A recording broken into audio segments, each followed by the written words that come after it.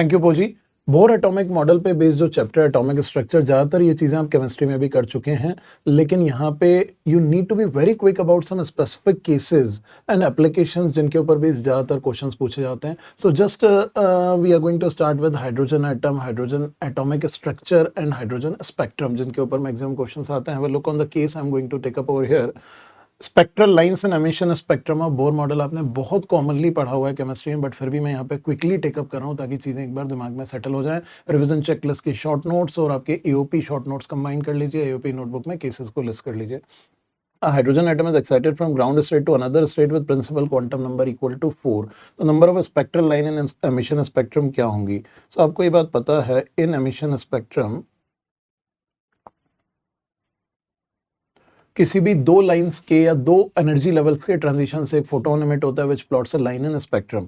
और n equals to 4 पे अगर चले गया है, इफ से दिस n इक्वल्स टू 4, तो it can go to 3, it can go to 2, it can go to 1, और आपस के भी ट्रांजिशंस पॉसिबल हैं। तो for every 2 energy levels one get involve spectral line is emitted. So यहाँ पे आप नंबर ऑफ लाइंस डायरेक्टली कह सकते हैं, this equals to 4c2 which is 4 into 3 by 2 which is equals to 6 lines. That's the answer for this problem. Pretty straightforward question is there.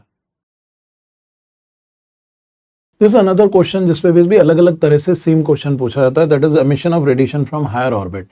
यहाँ पे जो higher orbit है, नॉर्मली हायर ऑर्बिट नहीं है, बहुत ही हाई ऑर्बिट की बात करने वाले हैं हम। It says the electron of a hydrogen atom makes a transition from the n+1th orbit to nth orbit. Here it is saying for large and the wavelength of emitted radiation we need to check. So our solution में directly you can start with Rydberg's formula. So we can write from Rydberg's relation 1 by lambda is given as RZ square.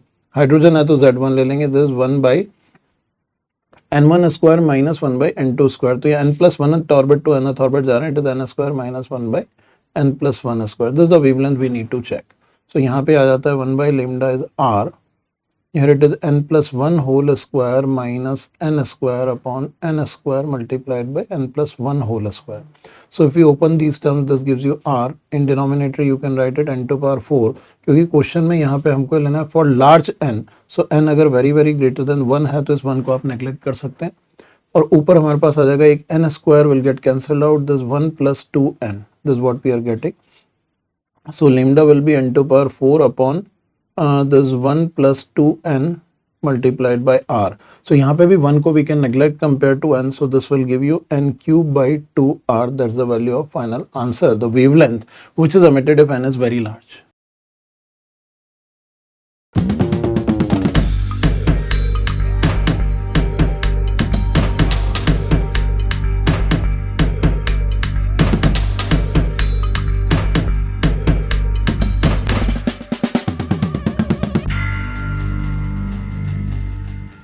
Thank you पोजी। Here we'll be talking about a case of modified Bohr model, जो already concept video में भी मैंने ले रखा है। The same thing we are going to use here. It says in the Bohr model of hydrogen-like atom, the force between the nucleus and the electron is modified as the expression is given. It says beta is a constant for this atom. The radius of nth orbit in terms of Bohr radius is given as.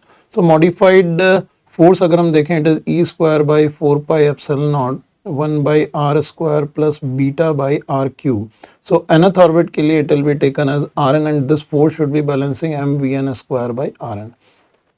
When this force will provide the necessary centripetal force, then only the model will be stable. So यहाँ पे एक r cancel हो जाएगा, and velocity you can write using Bohr model. Here we can write mvn Rn is equals to n times h over 2 pi.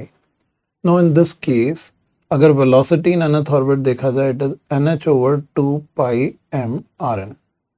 If you put this over here, it gives you E square by 4 pi epsilon naught 1 by Rn plus beta by Rn square. This is equals to m multiplied by nh over 2 pi m Rn whole square. So 1 Rn square gets cancelled out again over here. This will be left as Rn. तो हम ये लिख सकते हैं Rn plus beta is equals to, मैंने Rn square से पूरी equation को मल्टीप्लाई कर दिया है यहाँ पे।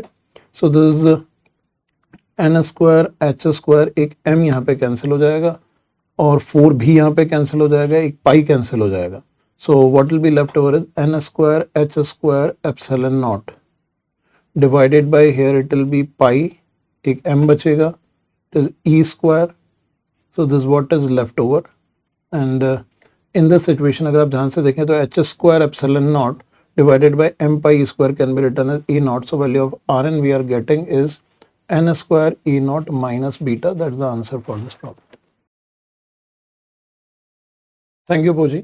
सो स्टूडेंट्स यहाँ पे हम बात करेंगे magnetic movement of hydrogen atom.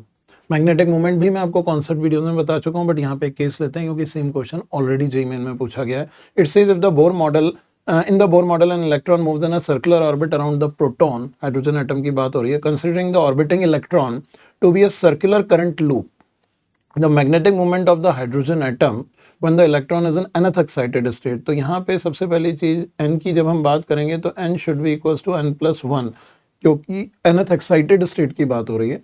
Now in this situation अगर magnetic moment देखा जाए, magnetic moment of a circular loop, आप अच्छी तरह से जानते हैं सर्कुलर लूप का मैग्नेटिक मोमेंट म्यू हम लिखते हैं current multiplied by its enclose area pi r square. तो यहाँ पे हम बात करेंगे nth लेवल की. सो मैग्नेटिक मोमेंट आ जाएगा करंट को आप लिख सकते हैं e omega by 2 pi for nth orbit multiplied by this pi r n square, this for nth orbit. Omega you can write as v by r n, so this will be e Vn by 2 pi Rn multiplied by pi Rn square. So here pi gets cancelled out, Rn gets cancelled out. It is half E Vn Rn. और velocity of nth orbit और radius of nth orbit के expressions already आपके पास हैं. For hydrogen atom this half E.